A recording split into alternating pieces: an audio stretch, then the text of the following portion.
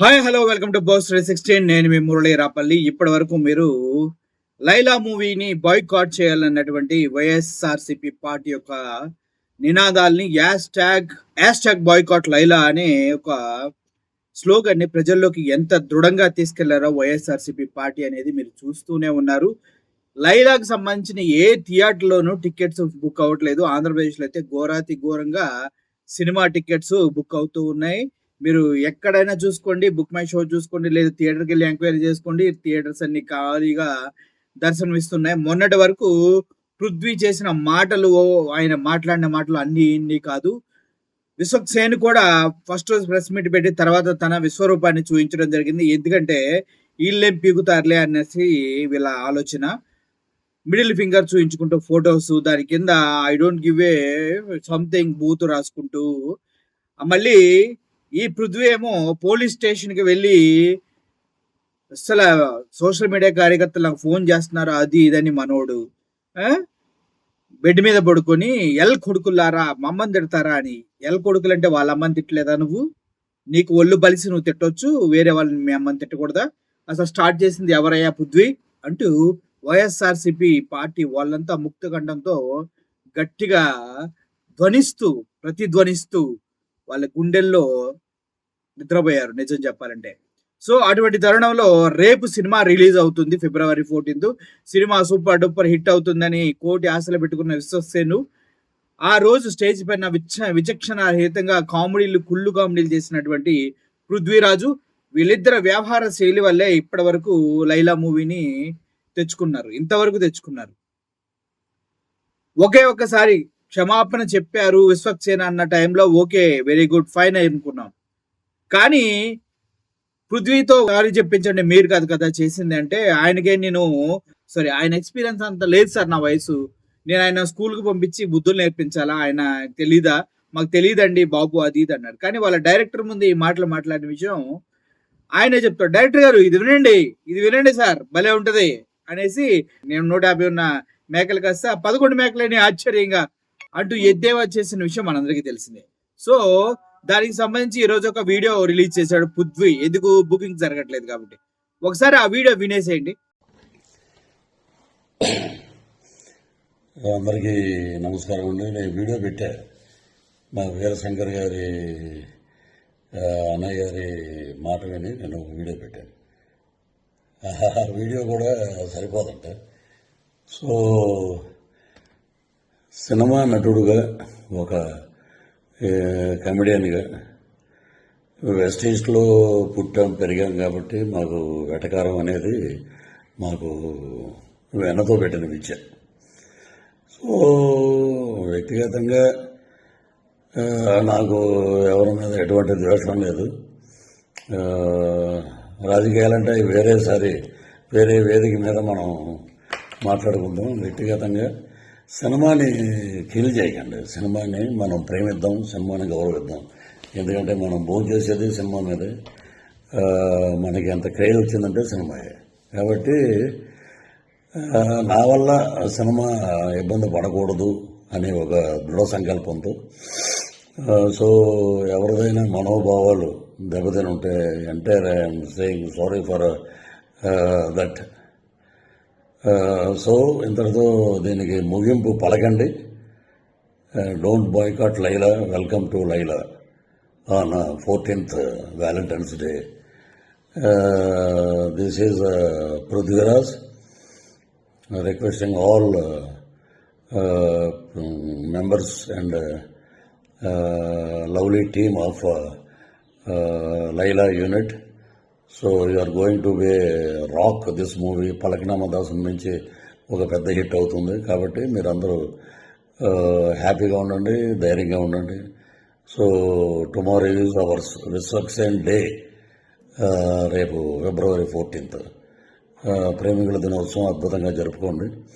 So ఇది నా వ్యక్తిగతంగా మా అన్నయ్య గారు అయినటువంటి వీరశంకర్ గారు మనం సినిమాకి ఇబ్బంది పెట్టొద్దు అని అంటే, సో నేను ఈ వీడియో చేశాను. సో సినిమా మీద గౌరవం, కళామ తల్లి యొక్క ఆశీస్సులు ఎప్పుడూ అందరి మీద ఉండాలని మనస్ఫూర్తిగా కోరుకుంటూ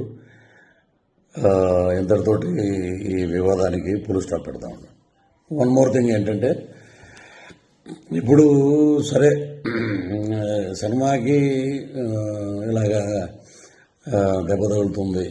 సో దానివల్ల నేను ఇలా చెప్పటం అనేది తప్పేం కాదు. సో అది వదిలేద్దాం. All the best for Laila team. And ఏ రోజు కూడా పేర్లు పెట్టి ఒక అతను నన్ను చాలా నీచంగా మాట్లాడాడు. ఎందుకంటే అతను స్థాయి అది, అతని వ్యక్తిత్వం అది. నా తల్లి గురించి మాట్లాడే నీచప్పు ఇంకా బూతులు మాట్లాడాల్సి వస్తుంది. నిన్న కూడా నేను చెప్పాను, తల్లి మీద ఎవడైనా ఎటువంటి దరిద్రుడైనా తల్లిని తిడితే మటుకు ఎవరి నోటంటే బూతులు తప్ప మంచి మాటలు రావు. సో నిన్న నేను ఒక ఇంటర్వ్యూలో చెప్పాను, అవి కూడా నేను వెనక్కి తీసుకుంటున్నాను. That is Prithviraj. మా పార్టీ మాకు నేర్పినటువంటి క్రమశిక్షణ, నీతి, నిజాయితీ, అది నేను నేర్చుకుంది మా నాయకుడి దగ్గర. తల్లిని తిట్టమని, తల్లిని నీచంగా తిట్టి 20 సంవత్సరాలు అయిందిరా మా అమ్మగారు చనిపోయి. ఆమెను పట్టుకుని ఆవిడ క్యారెక్టర్ అసెసినేషన్ చేసి ఎలా పడితే అలా మాట్లాడినందుకు అది మీ విఘ్నతగా వదిలేస్తాను. మీరు కూడా ఇలాగా వీడియో పెట్టండి, పృథ్వీరాజు గారి తల్లిని మేము తిట్టాం, మేము చెప్పుతో కొట్టుకుంటున్నాం, మేము దరిద్రులం, మాకు తల్లి ఉంది, మేము జంతువులకు పుట్టలేదు అనేది మీరు కూడా పెట్టండి ఒక వీడియో. చాలా నీచంగా మాట్లాడారు, నా ఆరోగ్యం దెబ్బతిన్నట్టు చేశారు, నా ఇమేజ్ని దెబ్బతిని చేసిన ఒక ఎదవ ఉన్నాడు, వాడిని కూడా నేను వదిలిపెట్టను. సో అది పైనుంచి నేను చెప్పిన మాటలన్నీ సినిమా గురించి. ఇవన్నీ మనం మాట్లాడుకోవాల్సిన మాటలు. సో ఇంతటితో వివాదాలకి ఫుల్ స్టాప్ పెడదాం. రాజకీయంగా ఏం మాట్లాడినా మనకి చాలా ఛానల్స్ ఉన్నాయి, చాలా ఇంటర్వ్యూస్ ఉన్నాయి, చాలా డిబేట్లు ఉన్నాయి. అక్కడ మాట్లాడదాం, అక్కడ ప్రభుత్వం గురించి మాట్లాడదాం, మా మీద ఎవడైతే విమర్శలు చేసావో వాడిని కూడా అక్కడ తాట తీద్దాం పిలిపించి. Thank you, love you all. So Prithviraj మాట్లాడింది మీరంతా విన్నారు కదా. విన్న తర్వాత మీకు ఏమనిపించింది? వాస్తవానికి నేనేమనుకుంటున్నానంటే, ఇప్పుడు కూడా పృథ్వీరాజు తన యాటిట్యూడ్ని మెయింటైన్ చేస్తూనే, ఎవరో వీరశంకర్ చెప్తే నేను మీకు సారీ చెప్పడానికి, అది కూడా సారీ ఏం చెప్తున్నాడు, ఎవరైనా మనోభావాలు దెబ్బతింటే ఏంటి పృథ్వీరాజ్, నీకు తెలియదా? నువ్వు స్టేజ్ మీద ఏం మాట్లాడావో, ఎవరిని ఉద్దేశించి మాట్లాడావో, ఎవరి మనోభావాలు దెబ్బతిన్నాయో, ఎవరికి సారీ చెప్పాలో, ఎందుకు సారీ చెప్పాలో, ఎలా సారీ చెప్పాలో కూడా తెలియదా? 30 years ఇండస్ట్రీ నటుడివి, ఎవరికైనా మనోభావాలు దెబ్బతింటే కాదు పృథ్వీరాజ్ నువ్వు చెప్పవలసింది. నాకు నోటి దోలెక్కి వైఎస్ఆర్సీపీ పార్టీని 150 నుంచి 11 వరకు వచ్చారనే లెక్క చెప్పే ప్రయత్నంలో, ఎద్దేవా చేసే ప్రయత్నంలో నా ఈస్ట్ వెస్ట్ లో ఉన్నటువంటి ఎటకారాన్ని వాడి వాళ్ళని చిన్నపుచ్చాలని చూశాను. దీనికి వారు ఆగ్రహించి లైలా మూవీని బాయ్కాట్ చేశారు. దీనివల్ల నాకు మూవీ యూనిట్ సభ్యులంతా తిట్టకుండా తిడుతూ ఉన్నారు. సినిమాని ప్రేమించే వాళ్ళంతా సినిమాను చూడండి, దయచేసి నా తప్పును క్షమించండి వైఎస్ఆర్సీపీ సోషల్ మీడియా అండ్ కార్యకర్తలని చెప్పాలా? అలా చెప్తే కదా వాళ్ళు కూడా యాక్సెప్ట్ చేస్తారు. కానీ నువ్వు ఇప్పుడేంది అని మాటికి ఒక ముక్క మాట్లాడుతూ, తెలిసి తెలియకుండా, అర్థమయ్యి అర్థం కాకుండా, జ్యోతిలక్ష్మి చూపించినట్టు, కనిపించినట్టు చెప్పినట్టు చెప్పడాలి కుదరవు పృథ్వీరాజ్ గారు. పృథ్వీరాజు కుదరలా. లైలా సినిమా బాయ్కాట్ చేస్తామన్నప్పుడే నువ్వు ఎందుకు వచ్చి చెప్పలేదు మీడియాకి? హాస్పిటల్ బెడ్ మీద పడుకొని ఎన్ని బూతులు మాట్లాడావో ఒక్కొక్కరిని. నిన్న పోలీస్ స్టేషన్ లో కేసు పెడుతూ ఏ విధంగా రెచ్చిపోయావో ఒక్కొక్కటి పైన. ఈ రోజు లైలా మూవీ టికెట్స్ బుక్ అవుతాయి అని అనుకున్నారు మీరంతా. ఈవినింగ్ కల్లా అవుతాయిలే, ఈ వైఎస్ఆర్సీపీ పార్టీ వాళ్ళు వాళ్ళ కార్యకర్తలు ఏం పీకుతారు అనుకున్నారు. కానీ వాస్తవానికి ఇక్కడికి వచ్చిన తర్వాత ఏం జరుగుతుంది? మీ టికెట్లు తెగట్లేదు. ఆ టికెట్లు తెగట్లేదు కాబట్టి ప్రొడ్యూసర్ పూర్తిగా లాస్లోకి వెళ్ళిపోతారు. ఎందుకంటే మామూలు విషయం కాదు కదా, ఓటీటీలో కూడా చూడరు. అది విషయం మీకు అర్థం కావట్లా. ఓటీటీలు కూడా చూడరు, అంత పైరేటెడ్ ప్రింట్స్ వచ్చేస్తాయి బయటికి అన్న భయం వాళ్ళు చెప్పారు కదా పంపిస్తామని. సో ఇప్పుడు చచ్చినట్టు మాట్లాడాలి. వాళ్ళ అమ్మ అన్నంత పని చేస్తున్నారని. కుల్లా డైరెక్ట్‌గా స్ట్రెయిట్‌గా వైఎస్ఆర్‌సీపీ పార్టీని నేను అవమానించాను నా నోటి దూలతోటి.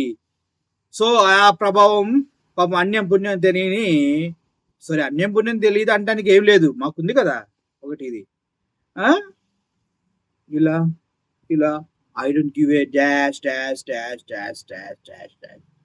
సో ఇలా చేశారు. మరి వాళ్ళు ఆగుతారంటే ఇంకా లేదు, అయిపోయింది. Just lost everything. థియేటర్ల దగ్గర నిజంగా